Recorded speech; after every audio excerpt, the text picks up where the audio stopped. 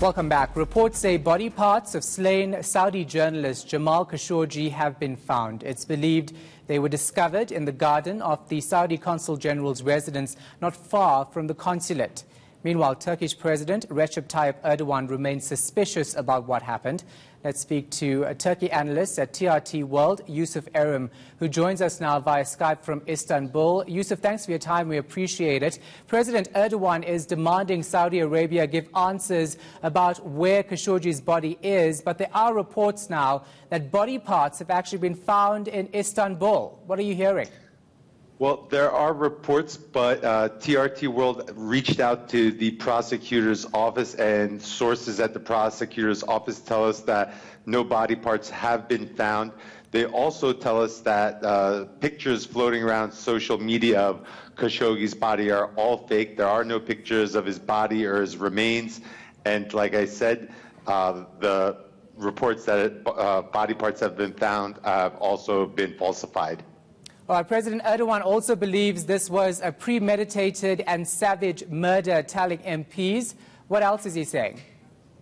Well, in his big speech today, he basically laid out the chronology of what happened. And judging from the chronology, it's very strong evidence that it is premeditated. You see Khashoggi first coming to the Istanbul consulate September 28th to get his divorce papers so he could marry his fiancée, Hatice Cengiz. But they tell him to come back October 2nd.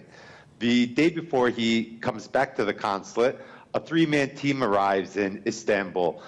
They begin reconnaissance in the Belgrade Forest and Yalova. These are two locations that Turkish police suppose could be the resting place of Khashoggi's remains at the moment.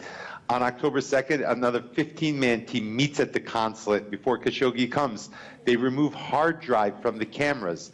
An imposter wears Khashoggi's clothes after he's been murdered and leaves the consulate to provide cover stories saying that Khashoggi has left. So you see all the actions that the Saudis have taken and the precautions that they have taken directly point to a cover-up and premeditation.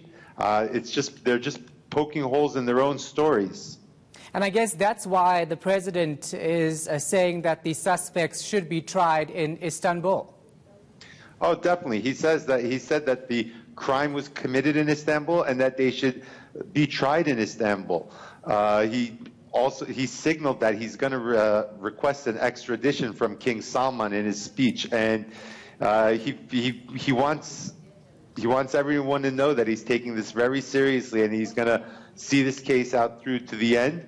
And he definitely said that all those involved, from the bottom to the top, will be punished in accordance with the law. Now, U.S. President Donald Trump says he's not satisfied with the Saudi explanation, but highlighted the kingdom's importance as a U.S. ally. President Erdogan, on the other hand, seems to be taking a tougher stance here. Now, President Trump's stuck between a rock and a hard place. On one side, he has the Saudis. He has MBS, a young leader that he's invested very heavily in. And Saudi Arabia is the centerpiece of their Middle Eastern peace plan. But on the other side, he has midterm elections coming up, and his relationship to MBS is now becoming a liability for the Republican Party going into midterms.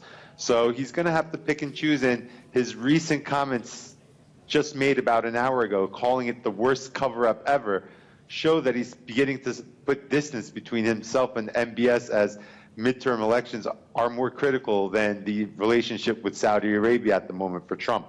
Turkey, on the other hand, yes, President Erdogan's taking a very, very hard stance against MBS.